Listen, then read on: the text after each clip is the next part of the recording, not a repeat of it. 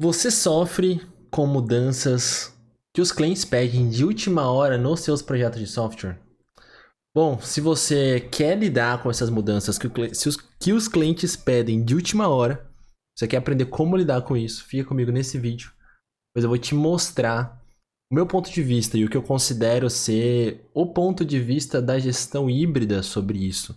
Né? A origem desse assunto foi diferente de outros conteúdos de aquecimento que eu estou fazendo para o nosso evento, né? O curso gratuito de gestão híbrida de projetos de software. Já já eu explico mais sobre por que foi diferente. E eu quero mostrar para vocês o quanto isso pode contribuir com o evento, por que foi diferente e de onde veio. Porque as mudanças são praticamente constantes em projetos de software, você quase sempre vai ter que mudar alguma coisa. Eu até respondendo uma outra pergunta hoje mesmo de manhã, comentei que é impossível, né? Uma pessoa perguntou, como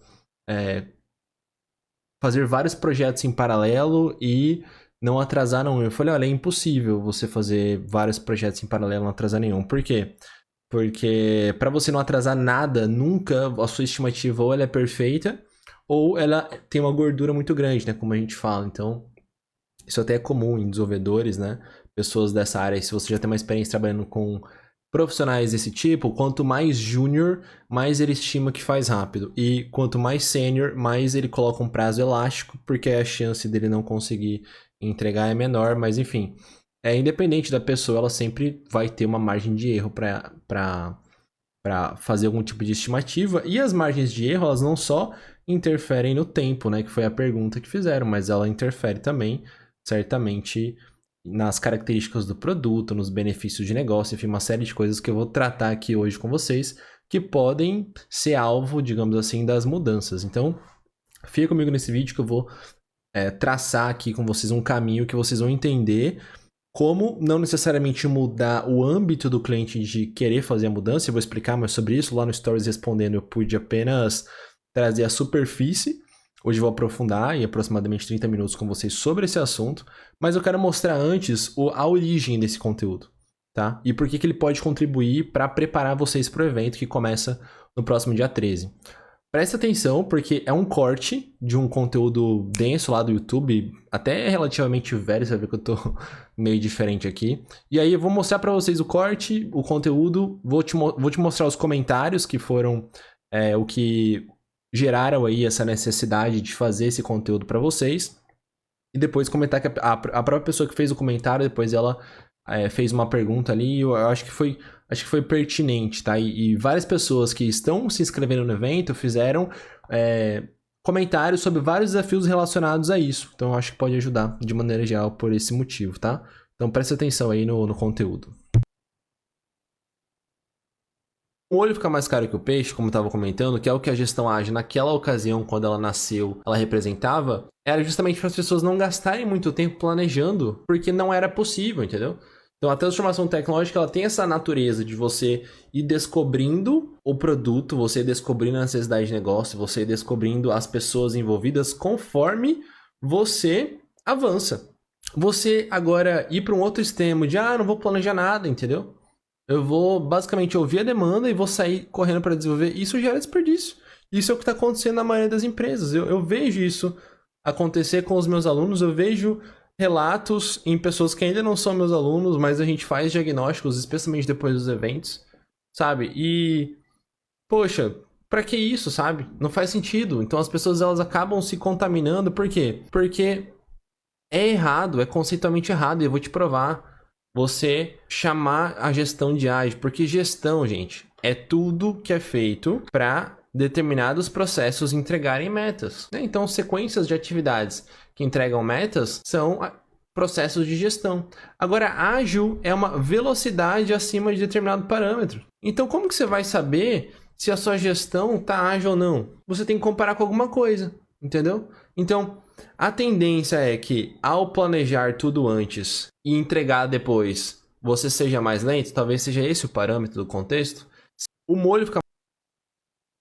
Então sim, né? A tendência é que, especialmente em projetos de tecnologia, quando você estima tudo antes e entrega depois, você vai se lascar, porque a capacidade de você prever tudo antes é muito baixa. Então, eu acho que é importante vocês verem esse conteúdo, né? Não sei se você tá vendo agora no Instagram, ou no Instagram eu vou tentar deixar gravado depois, mas esse conteúdo da gravação dele vai lá pro canal do YouTube, ali na playlist de aquecimento do evento.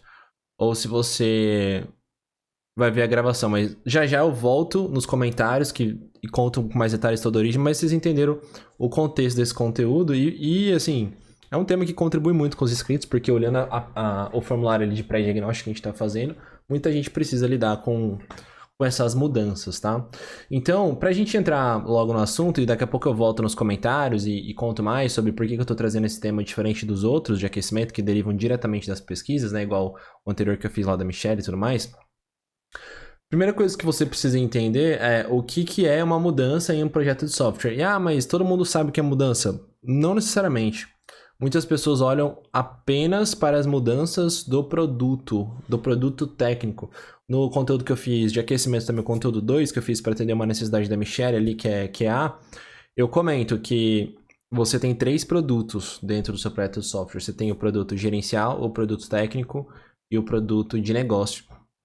Então, você precisa olhar para todos os produtos para entender o que está sendo alvo da mudança. Isso é muito importante para você entender aonde você atua, e eu vou falar mais disso no final desse vídeo, tá? Então, a mudança é basicamente uma alteração em qualquer uma das 6 restrições de qualquer projeto de software, tá? Então, algumas você tende a flexibilizar, algumas mudanças você flexibiliza, outras você conserta dependendo do impacto nas outras, tá? Como assim? Então eu sempre trago esse hexágono da gestão híbrida, lembrando que você vai saber com muito mais profundidade sobre o hexágono da gestão híbrida no evento, especialmente na aula 2, que eu vou apresentar ele para você, e na aula 3 eu vou te mostrar o caminho para você usar ele e se tornar um gestor de software muito mais produtivo. Então, esse conteúdo é preparatório para o evento, mas no evento é muito mais aprofundado. Você vai ver especificamente o que ele é com profundidade, a arquitetura de processo. Na aula 3, você vai saber o caminho que você precisa traçar para aprender não só a usar o hexágono, mas ser um gestor de software muito mais produtivo, muito mais próspero e que alcança suas metas profissionais. E, como consequência disso, direta ou indireta, as suas metas pessoais também. Certo? Então, quando você altera qualquer uma das 6 restrições de qualquer projeto de software, isso é uma mudança, tá? Então, as restrições, elas são de escopo, tempo, custo, benefícios, qualidade e riscos. Eu vou escrevê-las aqui para ficar claro. Se você nunca viu esse hexágono, eu sempre trago ele porque é muito importante você olhar para ele sempre para avaliar o que você precisa gerenciar como gestor de projeto de software, seja você gestor de área de negócio, desenvolvedor ou gestor do projeto, você precisa olhar para o que acontece nessas 6 restrições. E a sua capacidade de controlar a vontade do cliente, ela impacta nas restrições. Então, lembrando, a vontade do cliente você não controla, o que você controla é o que você cria de arcabouço gerencial ali, já, digamos assim, dando um spoiler do final do vídeo, mas no final eu vou contar com mais detalhes. É o que você faz para mostrar para o cliente o que a vontade dele está girando, tá? Então, talvez não seja tão óbvio, né? A Beatriz, que é uma pessoa aí que já foi minha mentorada, inclusive, né, no PMI, hoje a gente conversa bastante como amigo, assim, trocando ideia, ela mostrou isso para mim, ela falou, Agostinho, às vezes não é tão óbvio, né? Você vê isso de uma forma óbvia, mas não é tão óbvio, e eu achei bem bacana essa contribuição dela, porque realmente, às vezes não tá óbvio pra pessoa que ela não controla a vontade do cliente, ela só influencia, enfim. Já já eu falo mais sobre isso. Mas a mudança é isso, quando alguém pede uma alteração em qualquer uma das 6 restrições. Quais são as 6 restrições? Para quem está vendo pela primeira vez, tira um print aí ou fixa bem, porque inclusive elas fundamentam até o logo da gestão híbrida, né? Então é um hexágono aqui, né? O nosso método, o símbolo dele.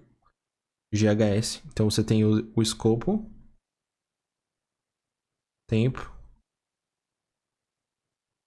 custo, que até pouco tempo atrás era conhecido como triângulo de ferro. E aí, essas variáveis aqui, escopo, tempo e custo, você comumente conserta elas. Você não flexibiliza na maioria das vezes, desde que, aí eu vou falar mais pra frente sobre isso. Então, escopo, tempo e custo você conserta. Aí, benefícios. Vamos falar com qualidade, né, que é o mais comum. Qualidade. Riscos. e benefícios,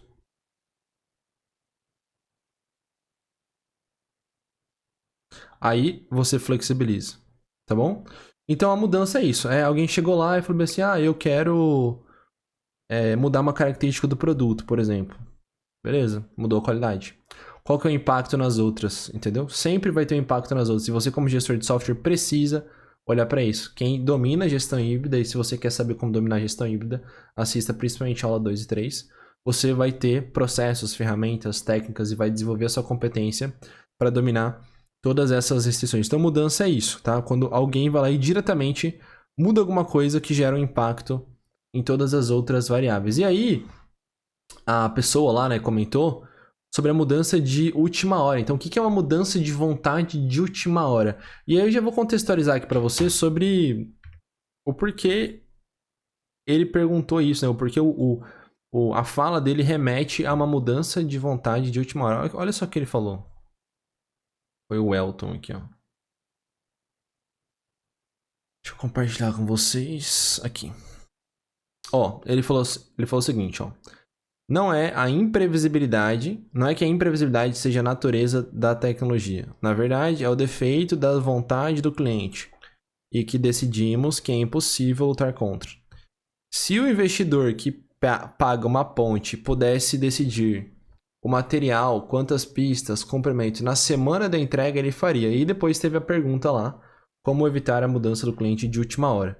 Então, ele misturou, né, de certa forma, dois assuntos aqui, falando que não é que a imprevisibilidade seja a natureza da tecnologia. Eu acho que ele fez referência aqui ao que eu falei no vídeo sobre os projetos de software terem como natureza essa necessidade de você ficar lidando com as mudanças. E ele comentou que isso não é uma...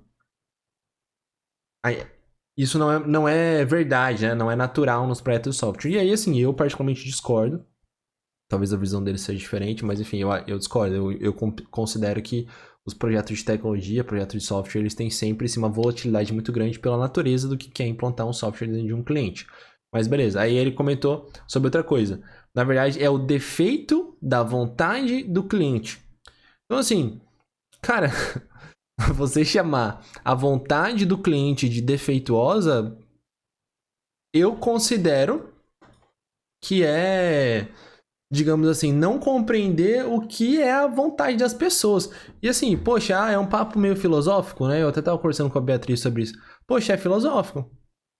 O que é a natureza da vontade das pessoas? O que é uma vontade que não é defeituosa? É uma vontade que não muda? Então, segundo ele aqui, ó, se a vontade do cliente não tivesse esse defeito de mudar, e que ele falou assim, é impossível lutar contra. Então, poxa, você não necessariamente luta contra um defeito da vontade do cliente. Eu acho que isso aqui é algo incoerente mesmo, entendeu? Então, só pra, assim, não divagar muito sobre as minhas discordâncias que continuam, né, na fala dele. Não é que a vontade do cliente é defeituosa, ela simplesmente tá ali. E você precisa lidar com isso. Ele falou, é impossível lutar contra.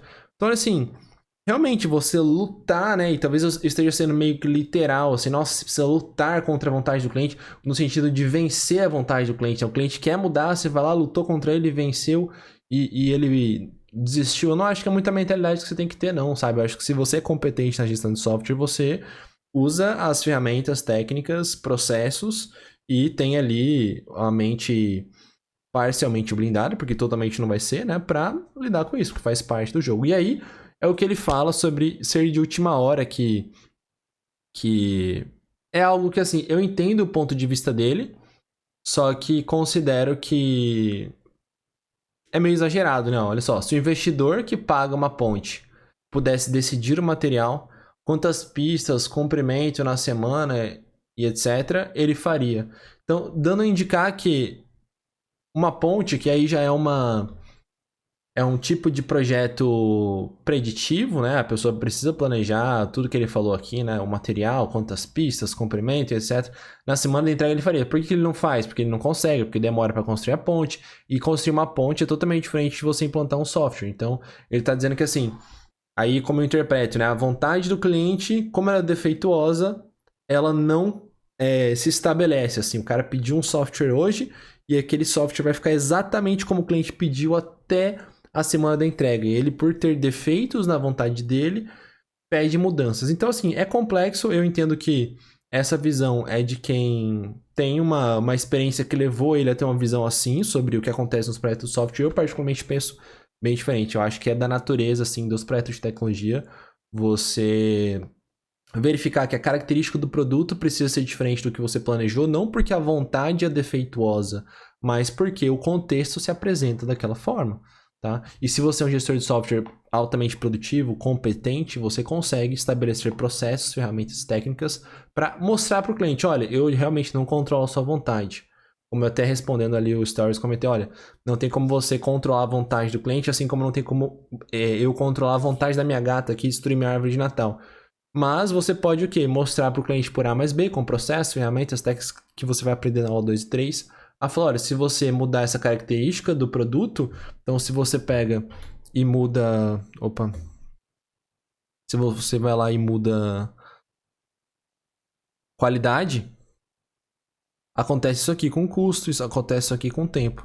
Se você agora quer atacar outro benefício de negócio, aí a gente precisa mudar o produto e vai mudar custo, vai mudar tempo e escopo, né? Que são horas. Ah, eu quero agora mudar totalmente o produto. Ah, então agora a gente também está correndo risco de não conseguir. Quero impactar outra área de negócio, cuidar de outros indicadores, né? Então agora também pode ser que a gente não consiga, corra riscos, entendeu?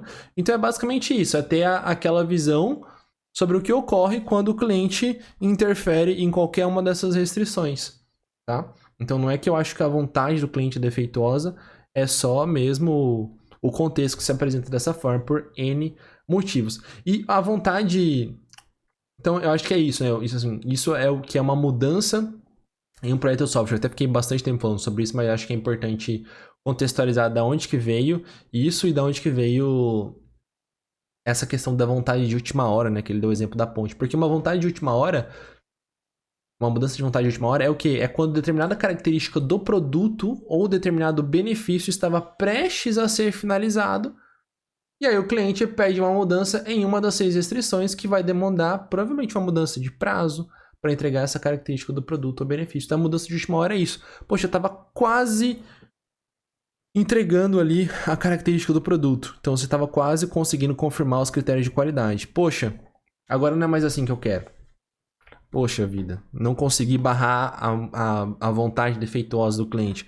Então, aí agora você vai custar mais, vai ter mais tempo, vai gastar mais horas, talvez corra mais riscos. Ah não, olha, eu estava quase entregando esse indicador, mas não, vamos para outra direção. Não vamos mais impactar essa área de negócio, vamos focar em outras coisas, entendeu? A mudança de benefícios, ela é menos comum, porque... A visão, normalmente, do cliente, quando o gestor de software tem essa maturidade para os impactos de negócio que ele vai atacar, é mais, como que eu posso dizer, é mais consistente, entendeu? O negócio, ele tende a... A necessidade de negócio, ela tende a ser muito menos volátil do que a característica do produto. É claro que existem exceções, existe o contexto da empresa, existe pessoas que mudam, existe estratégia, uma série de fatores que podem mudar, sim, a visão de quais benefícios especificamente estão em jogo ali, enfim, risco de entregar benefício, mas assim, é muito mais fácil o cara falar, não, eu quero um fornecedor diferente que vai dar uma tecnologia diferente, eu quero mudar a cor de uma tela, um tipo de campo, etc, do que falar, não, olha, antes a gente estava perseguindo esse indicador, agora vamos para uma direção totalmente diferente, entendeu? Mas pode acontecer, né? Então a mudança de última hora é isso, eu tô prestes a entregar uma característica, eu tô prestes a garantir que aquele indicador ali ficou estável, que o software está em operação e vai ficar tudo certo, e o cliente fala, poxa, vamos para outra direção.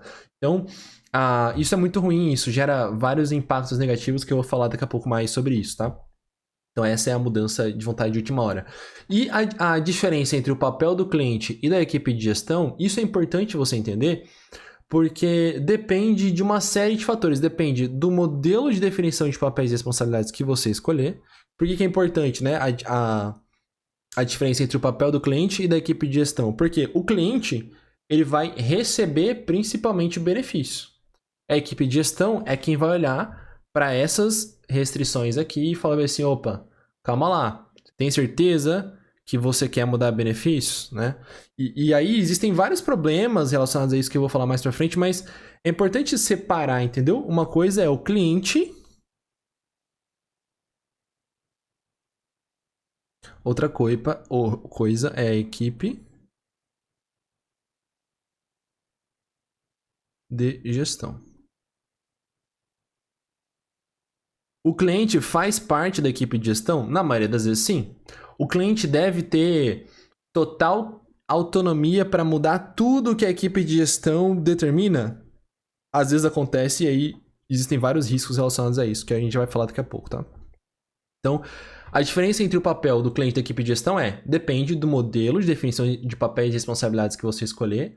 Você quer saber como fazer isso da forma que nós, da equipe aqui, que trabalhamos com gestão híbrida, que consideramos que é o futuro da gestão ágil, você vai ver isso na aula 1, mas você vai ver como usar isso na aula 2 e 3.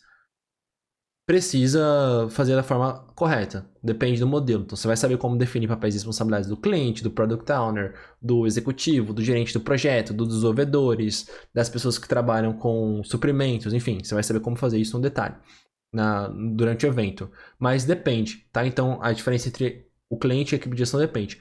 Porém, entretanto, todavia, e aqui é o meu papel de orientar você, já dando uma prévia do que você vai ver no evento, mas, novamente, não se satisfaça apenas com esse conteúdo.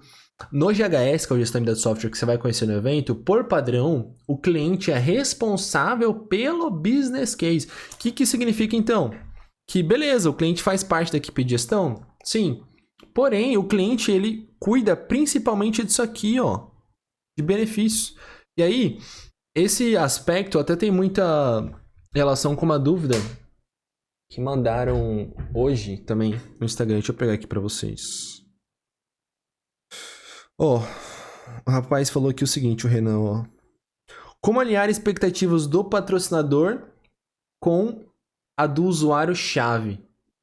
Então, olha só, o patrocinador às vezes é o cliente, mas o usuário-chave também é o cliente, né? Então, como que você faz sobre isso? Aí eu falei, olha, você precisa dominar o hexágono da gestão híbrida, mas eu posso fazer depois um conteúdo completo sobre isso e provavelmente vai ser o próximo conteúdo de aquecimento aqui do evento vai ser sobre isso, que é um tema bem relevante, né? Porque cliente, eu falo aqui para vocês, nossa, existe o cliente e a equipe de gestão. O usuário-chave, às vezes ele não está na equipe de gestão, mas ele faz parte, digamos assim, desse grupo do que é o cliente, né?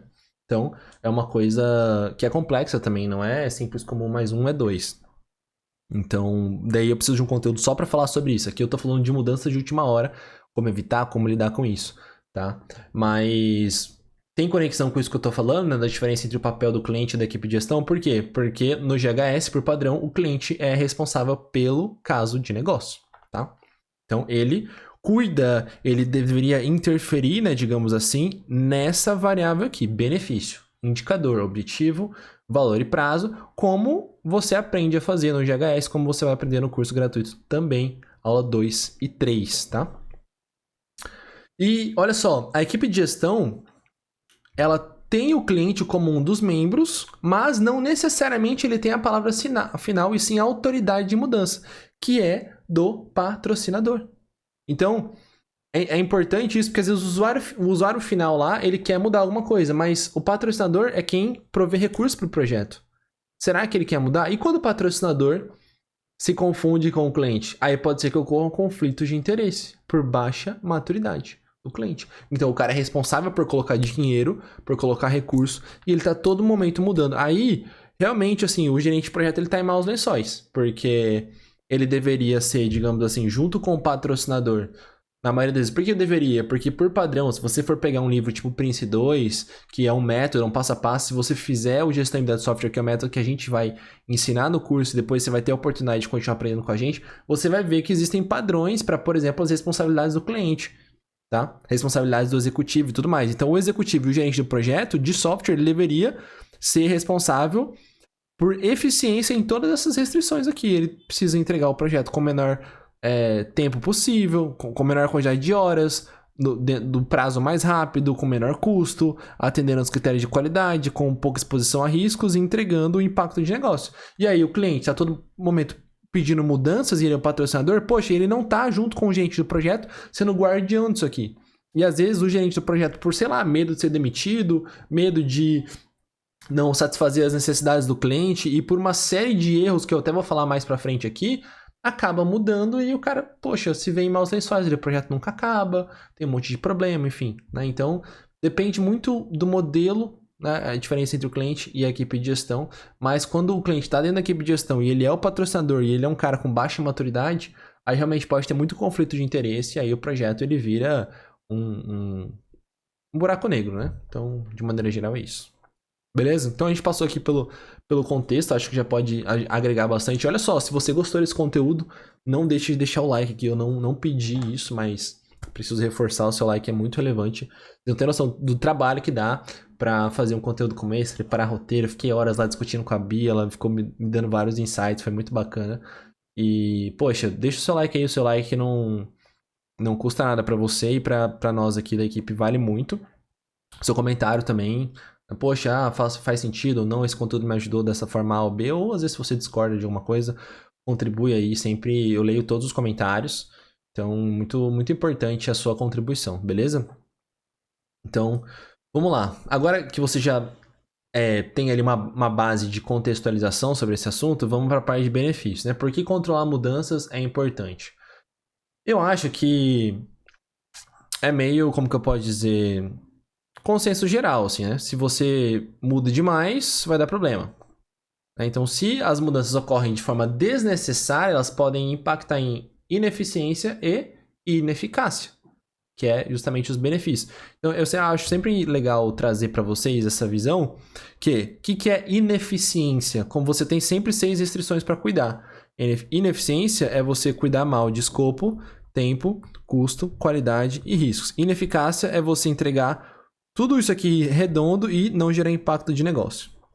Tá? Então cuida muito bem disso. Então se você ficar mudando todo momento, você pode ser ineficiente, gastar mais horas, não entregar no prazo, gastar mais dinheiro, não atender os critérios de qualidade, correr muito risco e não gerar impacto de negócio, beleza? Então controlar as mudanças é importante por conta disso.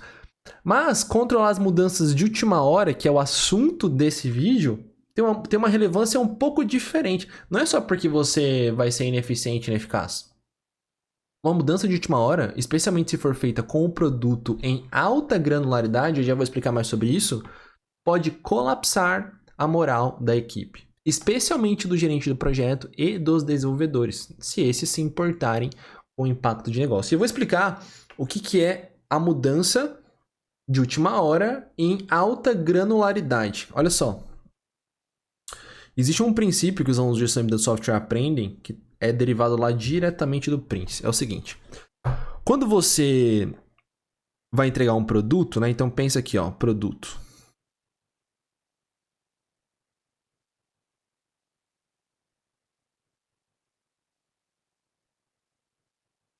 Fazer um software, né? Aqui pensa de forma conceitual. Você tem os seus macroprodutos, certo?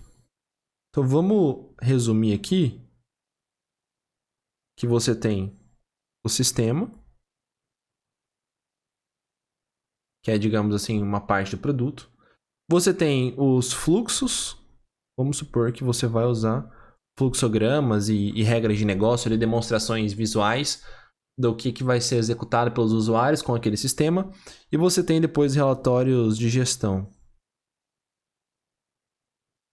Não são os tipos de relatório que o sistema vai produzir, são os relatórios de gestão que vão ser gerados pela área de negócio e as ações que a área de negócio precisa fazer para que elas provem que o sistema gerou impacto, tá? Então vamos supor que você separa aqui o produto em 3 partes. Depois você vai lá, então isso aqui é uma granularidade alta. Por quê? Porque você tem um produto aqui em macro partes, tá? Então a granularidade aqui está alta. Aqui, ó, você tem uma granularidade média. Então, você pegou basicamente esse sistema aqui e você quebrou ele em partes menores. Então, eu tenho o front-end, tenho o back-end e tenho os modelos de relatório. Tô dando um exemplo, tá? Aí você tem os fluxos. Você tem o fluxo A, fluxo B e o fluxo C, tá? E relatórios de gestão lá, você tem o relatório A, B e C também. Então aqui é uma granularidade média do produto, tá bom? Você pegou o produto e quebrou em partes menores. A granularidade baixa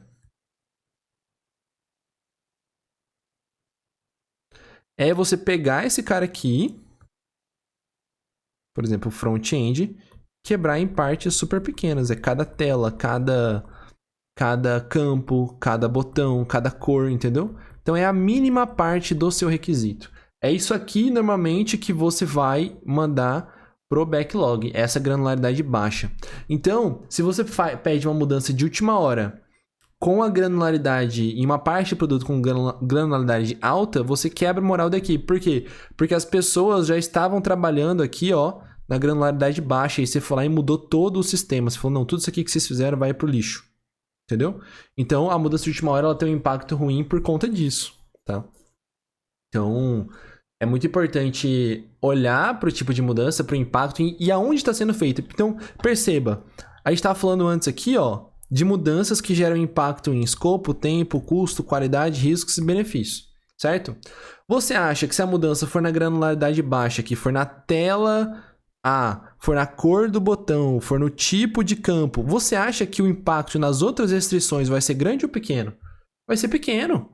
Porque é uma mudança pequena, uma mudança com impacto pequeno. Agora, quanto mais alta for a granularidade que vai ser alvo da mudança, pior é o impacto nas outras restrições. Por isso que você, como gestor de projeto de software, precisa ter a visão sobre a granularidade do requisito. Tá? Então, quer mudar? Beleza, muda na granularidade baixa. Ah, mas significa que eu tenho que ficar meses lá planejando tudo? Não, cara, pega uma parte, por isso que existe priorização, por isso que existe gestão do backlog. Pega uma parte aqui média, e é isso aqui que você vai jogar para as reuniões de backlog building. Você vai aprender também na aula 2 e 3. O que elas são, como é que faz, tudo mais. Entendeu? Então, a mudança de última hora precisa ser controlada por conta disso, porque ela quebra a moral da equipe, principalmente se ela for feita na granularidade alta, porque as pessoas estão ali na granularidade baixa já fazendo e falam, putz, tudo isso aqui foi desperdiçado, entendeu? Então a mudança de última hora ela tem um grande problema por conta disso. É claro, às vezes você não vai conseguir evitar, porque o contexto muda, a empresa não pode mais entregar aquilo, não faz mais sentido e tudo mais, mas ela é mais grave, né, quando ela é feita dessa forma. Tá bom? E agora vamos pro fim, vamos pra parte do como, que é o seguinte, onde as pessoas mais erram no controle de mudança? Então as pessoas erram deixando mudar sempre, pois confundem a agilidade com isso. Confundem a agilidade com mudança a todo momento. E aí, eu vou trazer o comentário ali naquele mesmo post, né, do Carlos Cianomini, que ele falou que método ágil não tem relação com velocidade, é mais sobre algo smart, enfim. Olha só o que ele falou. Vou mostrar aqui pra vocês.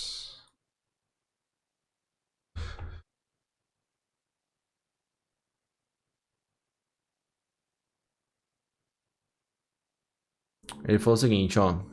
Método ágil não tem relação com velocidade, é mais sobre algo smart. Porque até eu faço esse conteúdo denso aqui, né? Lá no meu canal do YouTube. Lá ou aqui, né? Não sei onde você tá assistindo, mas enfim. Eu trago ali um carrossel que fala sobre a confusão que as pessoas fazem da agilidade, né? Poxa, os métodos ágeis não deveriam ter esse nome, eu explico por quê em detalhes nesse vídeo. Tá? Ele falou, método ágil não tem relação com velocidade, é mais sobre algo smart.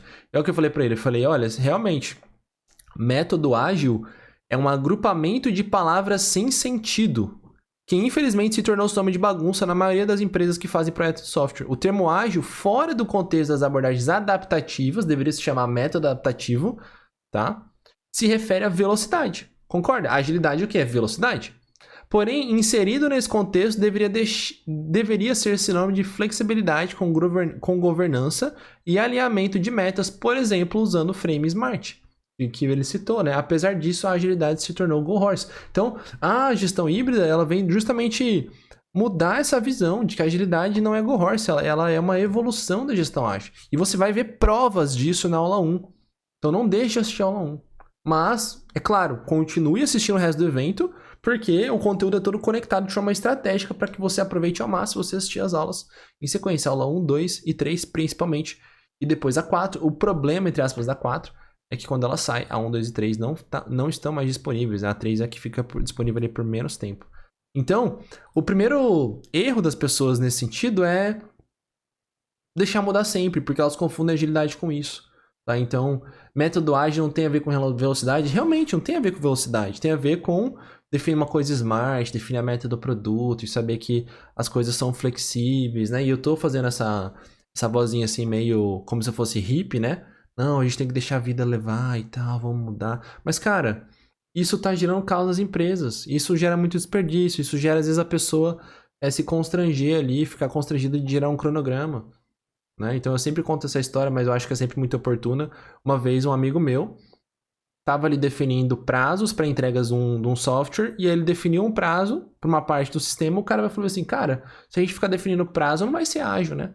Porque ágil não tem prazo. Então, assim, o cara é experiente, um desenvolvedor experiente. E chegou a esse nível a ignorância das empresas sobre gestão ágil e a destruição.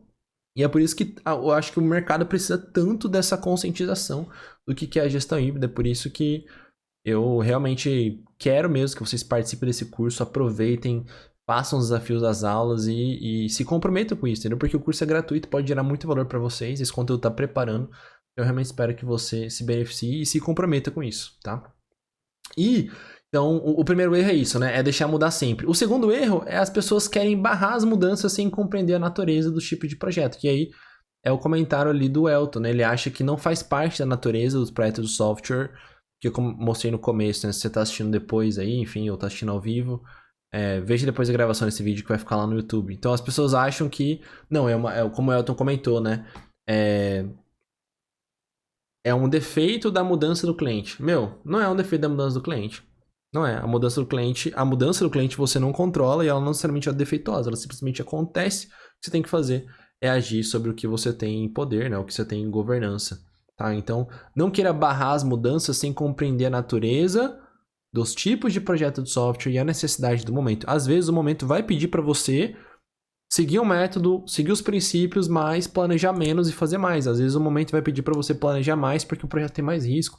Então, o gestor híbrido, o gestor altamente produtivo, ele tem essa capacidade de olhar o contexto e saber usar as ferramentas e técnicas para seguir os princípios. Você vai aprender tudo isso durante o curso, beleza? E para fechar, vamos responder, né? Eu acho que assim, todo o conteúdo que eu trouxe até agora já vai ajudar você nesse sentido, mas como evitar as mudanças de última hora dos clientes. E agora eu vou trazer a frase que a Bia trouxe, e eu achei sensacional, né? Ela falou o seguinte, ó. Por mais que ela tenha falado, não, essa frase não é minha e tal, não importa. Eu falei, o que importa é que você trouxe ela agora pra mim e que ela vai me ajudar a fazer esse conteúdo. Serenidade para aceitar o que não pode ser mudado. Coragem para mudar o que pode. E sabedoria para distinguir uma coisa da outra.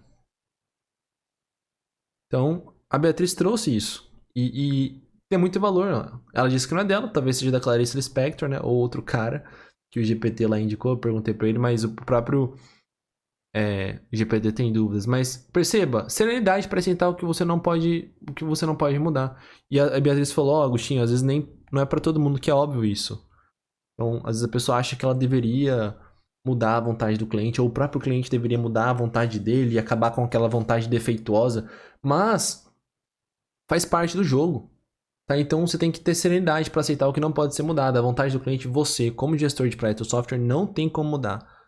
Até mesmo você, se é gestor de área de negócio, você tá ali com o seu desenvolvedor, você tá com o seu gerente de projeto, você às vezes vai ter vontade de mudar alguma coisa. Mas se você for responsável, se você for comprometido com a gestão, com as restrições, você vai de alguma forma tentar não necessariamente mudar a sua vontade, porque você teve vontade de mudar, você teve ali impulsos internos que te levaram a um determinado desafio, né? Ah, não, eu quero atacar outra área de negócio, quero mudar o produto, mas olhe para o que o seu gerente de projeto está fazendo, oriente ele no método.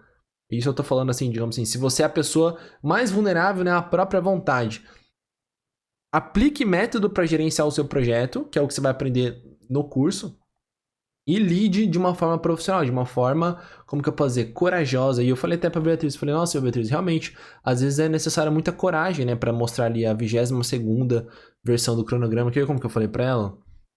Então, serenidade pra aceitar o que não pode ser mudado. Serenidade, vontade do cliente você não muda. Mas tenha coragem pra mudar o que você pode. Então, olha só o que eu falei pra ela aqui. Não vou mostrar a conversa toda, mas só essa parte. É necessário coragem mesmo para criar uma 22ª versão do cronograma e gerar um relatório de status vermelho com causas para o insucesso atribuídas à indecisão que deveria ser responsável por eficiência e eficácia. Então veja só, poxa, essa aqui é a 22ª versão do cronograma. Você tem que ter coragem, às vezes você vai deixar as pessoas tristes. Aí, nossa, é verdade, né? Então, tem gente que nem faz cronograma, né? Eu já vi pessoas falando, não, a gente nem faz cronograma porque o cronograma muda toda hora, por que eu vou ficar fazendo cronograma? Pô, porque você precisa ser responsável com as restrições de tempo. Você quer ser responsável por isso? Tá no escopo dos controles do seu projeto gerenciar isso?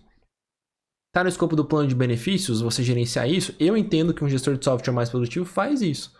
Se a sua empresa não quer isso, porque ela não quer lidar com a evidência do que está acontecendo com as suas decisões, eu entendo. Mas eu, particularmente, não acho que é uma postura muito responsável, não é uma postura de alguém que quer ser mais produtivo, né? Como gestor de software. Mas é claro, existe o contexto, você tem que adaptar ao seu contexto. Então, é necessário coragem para isso, né? E aí, olha só, coragem para gerar um relatório de status vermelho com causas, né, para esse relatório estar vermelho relacionados à indecisão de quem deveria ser responsável por eficiência e eficácia. Então, às vezes, o patrocinador é o cara que está mudando a todo momento. Então, veja só, se for pegar a teoria, o patrocinador ele deveria até, eventualmente, trocar o gerente do projeto caso ele veja que existe uma ineficiência ali. Então, esse cara, ele precisa ter pé no chão, ele precisa ter visão das restrições, ele precisa ter visão de como o método está sendo aplicado para que o projeto seja eficiente. Então é preciso coragem, sim, você, especialmente como gerente de projeto de software, para falar, não, ó, se a gente for seguir o método, é isso aqui que vai acontecer. Você quer mudar, beleza, o impacto é esse. O projeto pode colapsar, pode demorar, entendeu? Para que fique claro de quem é a responsabilidade por cada decisão. Se você segue métodos, se você cumpre princípios, que é o que você vai aprender no curso, aí você vai ter capacidade de fazer isso, mas nem tudo é só preto no branco, né? Nem tudo é só, vou usar um método. Às vezes você fica com medo, você fica com receio. Então você tem que considerar isso também, que o desenvolvimento da competência não é só ir lá, adquirir o conhecimento e saber que você vai ter capacidade de aplicar de uma hora para outra. É importante, sim, você amadurecer nesse processo. E é por isso que, por exemplo, eu estou trazendo esse conteúdo aqui de aquecimento. Eu estou preparando você para o evento, para eventualmente você repensar como você aplica o método, como você desenvolve suas competências no seu dia a dia, para que após o evento você até fique mais seguro para fazer isso. Ou até lá, né? Já que ele é daqui 2 semanas, né? A última aula vai ser daqui 2 semanas. Beleza? E sabedoria para distinguir uma coisa da outra. Isso aqui é uma coisa que ela trouxe também que é muito, muito relevante, né? Porque você precisa de sabedoria. Pô, isso aqui é a vontade do cliente, não muda. Isso aqui é o que eu preciso ter coragem para me desenvolver, me tornar mais competente e fazer por onde, né? Talvez mudar a abordagem de gestão que vai, talvez mudar a vontade do cliente. Você influencia, você não controla a vontade do cliente, mas com sabedoria você consegue distinguir uma coisa da outra. Uma coisa é método para influenciar o cliente, a outra coisa é controle sobre o cliente. Isso você não tem. Então, muita sabedoria, muita serenidade, muita coragem. E por último aqui, você não evita as mudanças, né? Você desenvolve competências, processos e tecnologias que minimizam as mudanças, especialmente no longo prazo. Então, na aula 2 e 3, você vai saber como fazer isso, né? E você pode promover as mudanças visando sempre as metas do projeto em todas essas restrições, se você vê que o caminho está diferente. Uma vez que você estabelece ali todas as características do projeto conforme um passo a passo, conforme um processo que você vai conhecer no evento, aí você pode não necessariamente ficar sempre como aquela pessoa que barra a mudança, mas como alguém que propõe a mudança, porque o seu compromisso como gestor de software não é com a característica do produto, é com o sucesso do projeto, que é medido principalmente pelo impacto, pelos benefícios, certo? Novamente, se você gostou desse conteúdo, deixe seu like, deixe seu comentário, seu engajamento é muito importante. Eu espero que você, se você está inscrito no evento, aproveite tudo que a gente está produzindo aqui antes do evento, durante e após, para que você se torne um gestor de software extremamente produtivo, um gestor de software que fatura pelo menos 6 dígitos ano e tem altos níveis de produtividade. Forte abraço e até o próximo vídeo.